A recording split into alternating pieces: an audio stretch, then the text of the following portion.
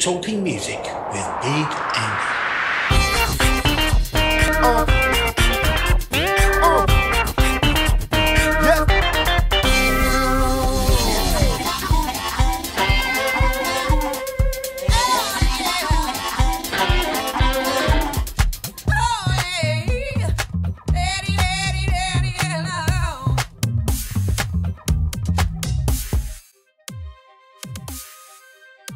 This week, Karobela are talking music with me, Big Andy.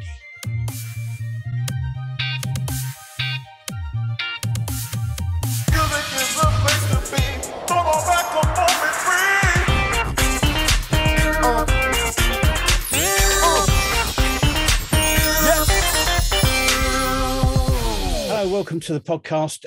My name's Andy, as you know, and I have with me the band Karobela. Hi, guys. Hi. Thank you for joining us today. And I'll start off by I've got to get this out of the way because I had to write this down. I was looking for a kind of description of what your music, how to describe your music. And I found this thing that says, it says that you're alt rock. Mm-hmm. And then it says, Karobela weave together an intricate tapestry of gutsy, fuzzy riffs, larger-than-life bass lines, thundering drums, soaring vocals, and infectious hooks, all oozing with a sticky, sweet layer of pop sensibility. What's your question? I also saw it described somewhere as being femininely virile. Oh. And I'm not really sure what that means, to be honest. I thought maybe it's just my age, but how would you? That must have been somebody else. How would you describe what you do? Go on, Rob. Me? Oh, well, the first thing you said is sums it up perfectly. I couldn't think of a better way to describe it, to be honest. So, no, we want to put our own stamp on things. So, yeah, loosely in the genre of alt rock. We've got those big guitars, we've got those riffs, we've got all that, but I think the pop sensibility thing is, quite important in that. Like, there's definitely a sort of pop song sort of driven element to it. We don't want it to be too out there in terms of being sort of mad in the songwriting style. We want it to sort of connect with people, so we're doing our own thing, but on a level that people can relate to and people can connect to. So yeah, hope that helps. So you're based in Kent, yeah? Yes. Sorry, is it Folkestone you're in, or is it? So two of us are from Faversham. All right. Rob defected. He was a Favershamite, but he's now Tunbridge Wells, and Katie is nearer London. Oh, okay, fair enough. I don't know why I've written down here Folkestone. I have no idea why. Faversham, Folkestone. If it helps, you wouldn't be the first person to say Folkestone when really it's Faversham. So yeah. I wouldn't mind, but it's not the only place in Kent I know. So, you were formed in 2013, from what I can work out. Is that right? Around then. That was a kind of older formation of the band. We've changed quite a lot since then, but Karobela itself with this lineup was 2019. 2019. Right. We sort of had a massive revamp, like whole new songs, new music, new name. So we, as we are, really only been going since 2019. Okay, and you brought out your debut EP in 2020. Yes, May 2020 that came out. Yeah, June. Yeah, it was June. My mistake. Beginning of June. I'm thinking of Stella Hart. Sorry. So I'm assuming 2019 and that sort of thing was like honing your songs and getting them together, doing the recording, and getting out there and doing sort of small local gigs. That be. Well, we started our first gig actually sort of under Karobela was Camden Rock. Yeah, Camden Rocks, which was really good. We hadn't actually released any of our new music by that point, so that was really fantastic. We played at Fiddler's Elbow. I managed to get around to see quite a few bands actually. Mm-hmm. But yeah, it was just sort of going out and gigging. We released our very first single, No Mercy, in was that June or July? June. It was in the summer. In that summer. And then we released Skin and Bone in November, and then we were back in the studio recording, released another single in February, and then the EP was out in June 2020, right in the middle of the pandemic. Yeah, I was going to say, I mean, forming and sort of trying to get yourself sort of out there and that right at the beginning of the pandemic couldn't have been easy. No. Well, it had all the challenges you have normally with sort of starting a band and getting out there. You know, as we've sort of alluded to, you know, it's not our first rodeo, so you know we had a few sort of a leg up from that point of view. But yeah, no, there were all sorts of challenges with everything, especially like the EP. I think the EP is the big one. The EP was already set to kind of be released before COVID was cool. And so we had to totally change tack on that. So it worked really well though. Like we everybody was in the same boat in terms of like bands. It was that worry that we were essentially like a fresh new band and we were going to kind of be left behind because we couldn't really do anything. But it was exactly the same for everybody, no matter whether you were small or large. Like nobody could gig or do anything. So we made the most of it really. Like we still did a release show, which was all online, and it went down really, really well. We were really pleased to the point at the end of it, like we'd had a Q&A right at the end of this whole show that we'd put on. And we just all sat there at the end after we'd kind of logged off, like, what just happened? Like in such a good way. Like it was really nice. Like there were so many people watching, so many people involved. Like there were so many questions asked. I don't think we couldn't even get around to all of them. Like it was amazing. It was such an amazing experience considering what was going on and the fact that we were doing all of this still in our own homes as well. Like it was difficult, but it worked out really well actually in our favour. One thing I noticed is that I mean, a lot of bands I've seen that I've talked to and that I've seen online have got dozens upon dozens of live streaming things that they've done and Zoom gigs that they've done and all this kind of thing. You don't seem to have too many of those videos online, but you do have quite a few live videos which other bands don't seem to have. And it was quite interesting seeing that. Interesting. Oh, sorry. Go on. No, I was just going to say, how did you manage to get out and do the gigging? I mean, yeah. I think those videos online are definitely, I guess they're like the sort of bootleg ones, the unofficial ones. They're sort of the people at the gigs coming along who've been able to film them and put them up. So, you know, so we'll just gloss over the quality of some of those. But I think you'll find quite a lot of them are quite recent. At least last time I had a look, like we've had quite a string of gigs in the last couple of months. Like really since we've just sort of got back on the road, really getting back to playing. Yeah. So my recollection of what's out there, you know, just from the last time I had a quick run through everything, is quite a lot of those are from some of those quite recent gigs. And you know, and we did have, you know, a bunch of gigs before everything sort of closed down. So there's you know, there was time to have them up there. So yeah, and just going to what you were saying about like all the Zoom sort of stuff and that, I think, you know, it's a challenge to get it to do it and to get it to do it well. So I think that was generally our feeling over lockdown. We didn't spend too much time focusing on that because it was quite a lot of work to kind of put in with the time we probably didn't have between us. And to do something that was going to sort of show us in the best light, it probably wasn't, you know, worth our time and investment from that point of view. Yeah, we wanted to work much more on the kind of behind the scenes stuff, didn't we? We worked on a lot of that, a lot of writing. Instead, that was the main focus for it. We wanted to make sure that when everything did open up, that we were going to just go bang, like straight back out there again with the gig. So that's really what we spent a lot of our time doing, more than anything. And as well, so we were all very separate. We did all properly self-isolate the entire time, and some longer than others. And so it just wasn't a feasible thing really for us to do. Oh, that's fair enough. Can I just go through, because I don't know any of you, so I don't know. I'm trying to get this right.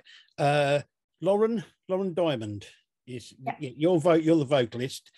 Yeah. Katie, bassist.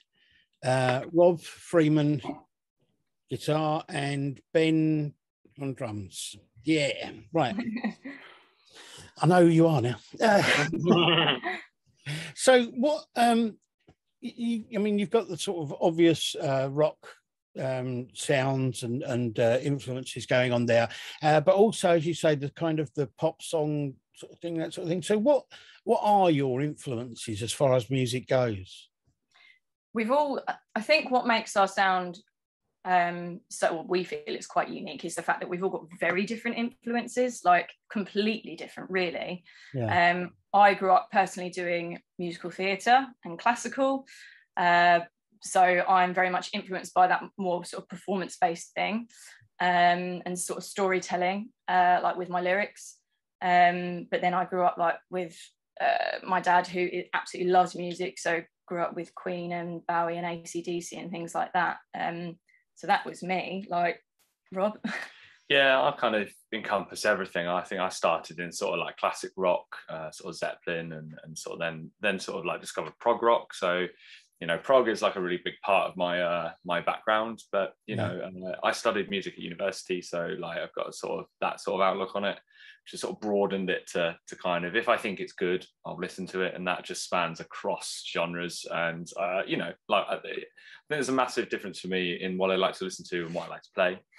So that's different, but invariably everything that I listen to filters into that, and you know, of course, it's only 1/4 of what sort of brings out the sound of Karobela. So you know, and I think the same sort of thing for UKT. You know, you're all that sort of like very eclectic, very eclectic, I think, you know, and sort of music university kind of background as well. So you're sort of bringing that same thing here. But I think Ben's influences are the best. You know, he's like sort of old school DIY punk ska kind of thing, and I think that really just keeps the whole thing on the ground.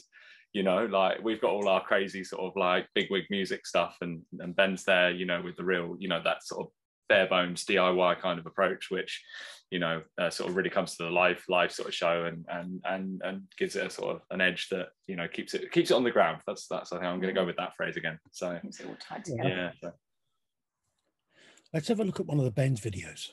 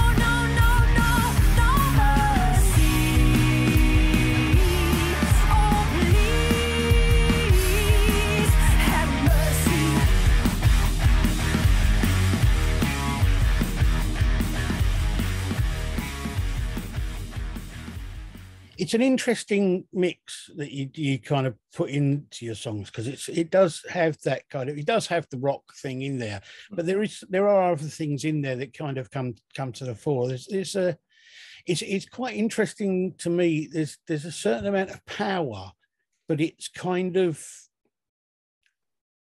I don't know, it's suppressed power, if that makes sense. Do you know what I mean? It's not like sort of in your face sort of like punk stuff. But you can feel the power and the energy of the music kind of bubbling underneath the surface of it, which is really cool. I really like that. Nice. I love No Mercy. I think that's a really, really good song. And it's the video is good as well. And was that your earliest? No, first one. That was the first one. Yeah. That's I started really it all. Where do you get the inspiration for the individual songs, for the lyrics and the stories within the songs and that sort of thing? I'm very interested in people and people watching. Like if I go anywhere, like I love the psychology of human nature and things like that. So it's not something I necessarily sit and think about, like, right, I'm going to write about this person, but Rob will come in with a guitar riff or a chorus, and it's just, I'll automatically be singing about a person, and it's not necessarily like about a relationship or anything like that. It's anybody's relationship with another person and a character, really. I like how characters develop and how people can be. Like Candy, for example, that was actually inspired by a sex worker. She was a girl that I followed on Instagram, and she really opened my eyes to sex work. Sort of in the past, it's something that that world it's a massive taboo, and something like that receives a hell of a lot of judgment. And she kind of opened my eyes to it. She's like, well, hey, people are paying, like, this is what I want to do. Why not? Like, why does that make me a bad person? So many sides to it you don't see on there. No, exactly. And I think that, like, sort of seeing a bit more of her, and you see this really innocent and normal side of her. Like, she quite often goes online like with no makeup on and just sitting there chatting and everything, and it's really great. And I saw that and I was like, yeah, actually, like, she's this kind of character that she knows exactly how to be bad and how to get what she wants, but she's ultimately a good person. Just because she does something that you wouldn't necessarily agree with, it doesn't make her a terrible person. And so that's kind of how Candy was born, and how sort of a lot of our songs moving on from there are kind of talking about people that, I mean, Stella Hart he is a murderer, so I'm not necessarily saying there's a good side to him, but it's a character and it's a person, and I kind of want people to delve into that and to explore that, and like, why are we judging these people? Why aren't we seeing them, obviously aside from the murderer, but why aren't we seeing them for kind of what they are? So that's where my interest lies with writing lyrics, is human nature, is people and their relationship. The thing is that all people, no matter what their backgrounds and no matter what their eventual life leads them to, they're multi-layered. Nobody is this simple black and white sort of, people have different things going on in their lives and in their histories, and if you don't know it all, I don't see how you can necessarily judge people. It's right. I mean, even serial killers, if they've been through a system or through a life that's caused them to become that way, you can have a certain amount of empathy for them, even if you don't actually like what they've done. Right, exactly. Yeah. For them as a person. Now, I really like the vocals, the lyrics. I like the songs that you do. They're really good.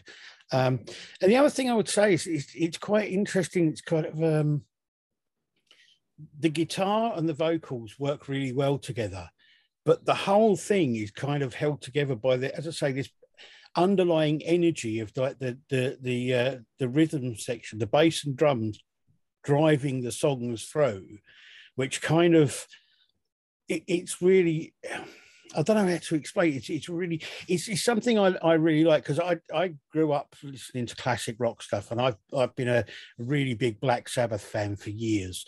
And one of the things about Black Sabbath music that I always loved was the way the bass and the drums work so really well together to drive the songs along.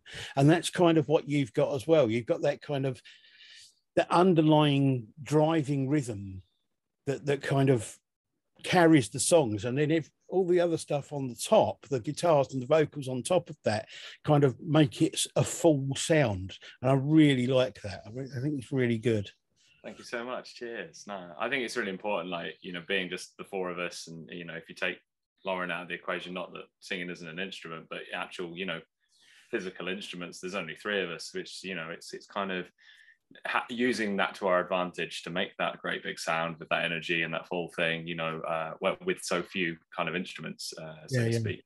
If you had like another guitarist or a keyboard player or something like that, not to say that makes it easier, but you've got more to play with. And so, not everything has to do as much, but everything has to shine in its own right to kind of make, fill everything out and make it as big as it can be with what we have available to us. So yeah. Definitely.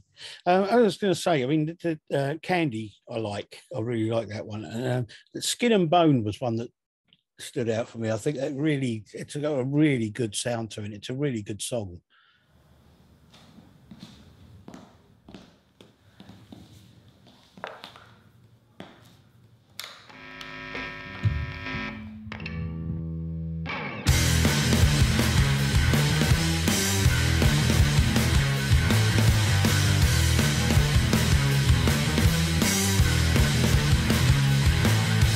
Living from a suitcase, and you live out of your penthouse suite.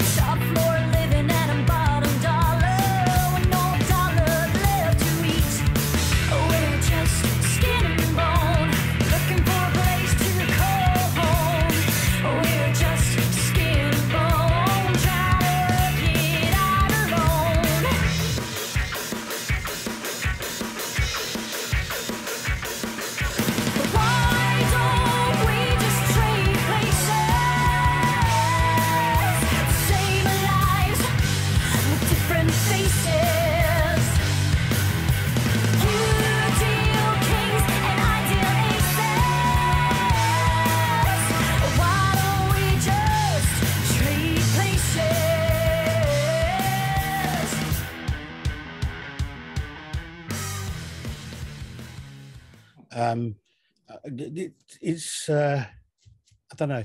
It's difficult for me to explain what I feel for a song because I just feel it.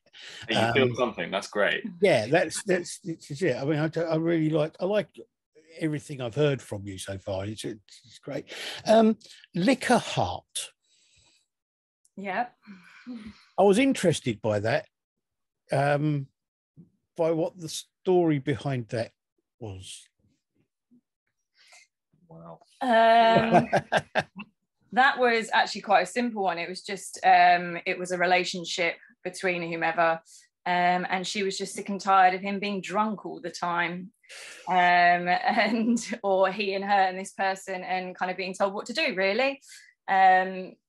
Nothing sort of in my life has let this not happen to me. It was just again just another character, and it's just about her sort of showing her strength and saying, no, I've had enough, really. I think that's a good one as well, because that's one of the, like, not to say that every single song we write is not collaborative, but rarely do they start from scratch in the collaborative space. Often they are the result of myself, or coming along with a guitar line, for example, or a chord sequence, and saying, hey, I've got this chord sequence, what do you think about this? And we build it up from there. But Liquor Heart was the one that kind of just I think we were just at a rehearsal doing something else, and it was just a vocal melody, and you just sort of hummed that bit at the beginning, and sort of Ben started just kicking along on the kick drum, and I just threw a chord sequence over it, and next minute we've got Liquor Heart, and it's I think that sort of really adds to it as well, aside from the lyrical content, the fact it was so sort of like fluid, and there's another word that's even better, quite impromptu, quite spontaneous, the way it kind of just all came together, was a real moment for us as well. So I think that definitely adds to the character of that tune particularly. So I mean, it's a great song, don't get me wrong. It kind of brought up a lot for me because I'm actually a recovering alcoholic. I'm 18 years sober. Congratulations. Wow, that's brilliant. Yeah. It did kind of make me think about back to to way things were when I was drinking, and about what caused me to stop drinking. And it's quite a for somebody in my position, it's quite a kind of an interesting song, quite a hard message to hear sometimes. But it's a good representation of it. It works well, not only as a song but as a kind of story and a message. So I really liked that. I related to it, not necessarily in a good way, but it made me think, which was.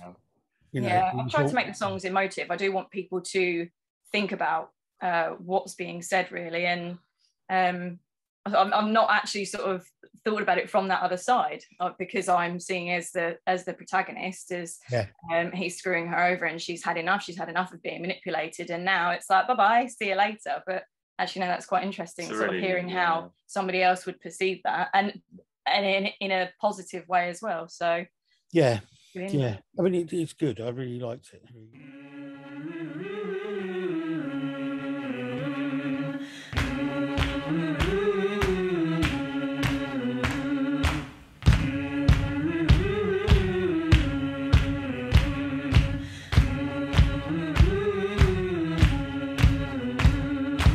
I think it's time for you to let it go. I think you should move along and don't follow. You think that we should be together, and you think that I'm the one who's here to make you better, but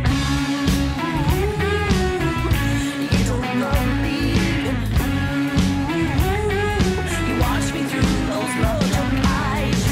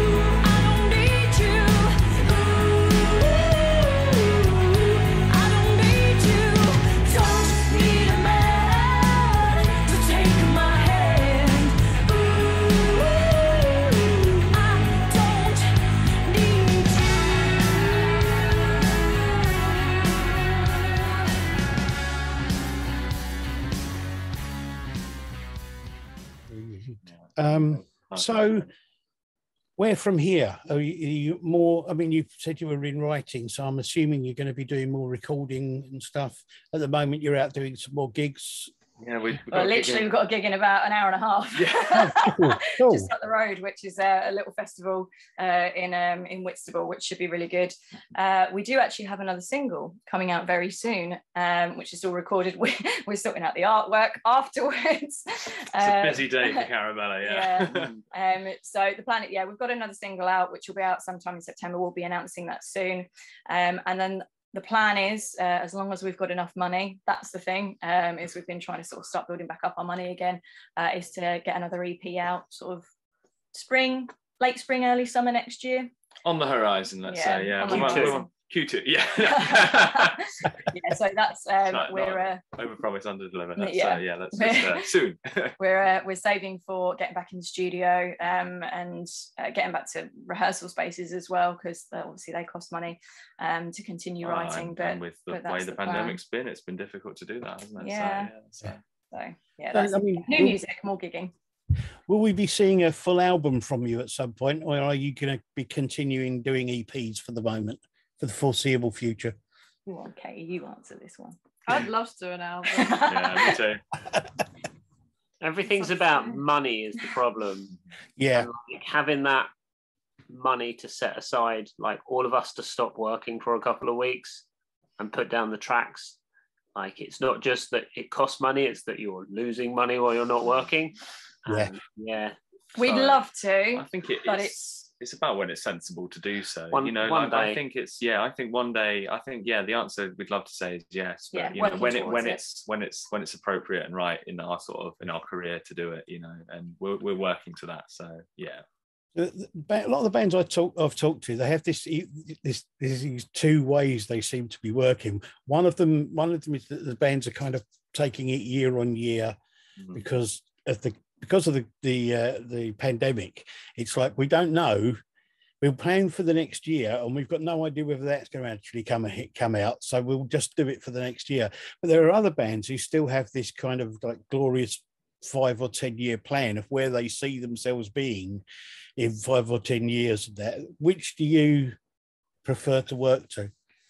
Obviously, we have like the massive big dream, but we sort of work year on year. Like, where do we want to be? What sort of 6 months almost, right? Where do we want to be in the next 6 months? Where do we want to be in the next 6 months after that? We kind of have goals that we work towards. Like, there is obviously the long-term thing of what we want to achieve, but because things change, and it's not necessarily just like what's happened with COVID, but just everything in life, everything, like you always get curveballs thrown at you. So we have the long-term goal, but I'd say sort of 6 months to a year is what we plan towards. Yeah, and it keeps us on our toes that way, doesn't it? As you rightly said, everything is so changeable. Having not planning too far ahead in a concrete way kind of allows us to be quite agile on our feet and switch around and adapt to changes in the sort of market and the scene, and what's appropriate at times. I think that's what's really helped us through the last year and a half with the pandemic, because we've sort of had that quite that sort of almost short-term outlook in the things we're doing with any concrete sort of solidity. It's it's allowed us to change and adapt as we've gone along, which has worked in our favor, because also those goals are more achievable, and we can go, in the next 6 months we want to do X, and we often can do that, rather than in 5 years' time we'd like to do X, Y, Z. We'd love to do that, but if we're always working towards that as our primary thing, it's out of reach, isn't it? So hopefully it'll all pay off and we'll get there, So we don't have to worry about taking time off work. What is the big goal then? Is it like world tours and big record label deals and all that kind of thing? Brilliant. I think it was just like anything. I think the key with all these things is small, achievable goals. Yes. I wouldn't want to go in thinking that rock stardom is on the cards, but it would be nice. It would be nice to be able to earn our money doing this, for this to be our job, to be going around here, there, and everywhere touring. We don't necessarily have to. It would be great, but we don't necessarily have to be the biggest band in the world. It would just be nice to have a really decent fan base. people that we can spend time with and get to know and who enjoy our music, that we can go out and fill massive venues and arenas and travel, really. Thank you very much for joining me. I hope the gig goes well today. Thank you for having us. I hope everything goes well for you, and I look forward to hearing more music from you very soon. And maybe in 5-10 years' time, you'll be headlining festivals all over the world, and I'll see you on TV selling out. That would be amazing. A few more grey hairs from me, probably, but yeah, definitely. As you say, start off with small, achievable goals. First of all, you become the biggest band in Faversham, and then the biggest band in Kent, and then move on from there. Yeah, I like your thinking. Yes, 100%. Oh, thank you very much for being here. It's been really great talking to you. And you. Pleasure. And thank you to everyone for listening to the podcast, watching the podcast. Check out Karobela. Their music is great, and you can catch them. I'll put all the links up, the same as I always do, for their videos and for their music. And I'll see you again on here sometime soon. Thank you very much. Bye. Talking Music with Big Andy.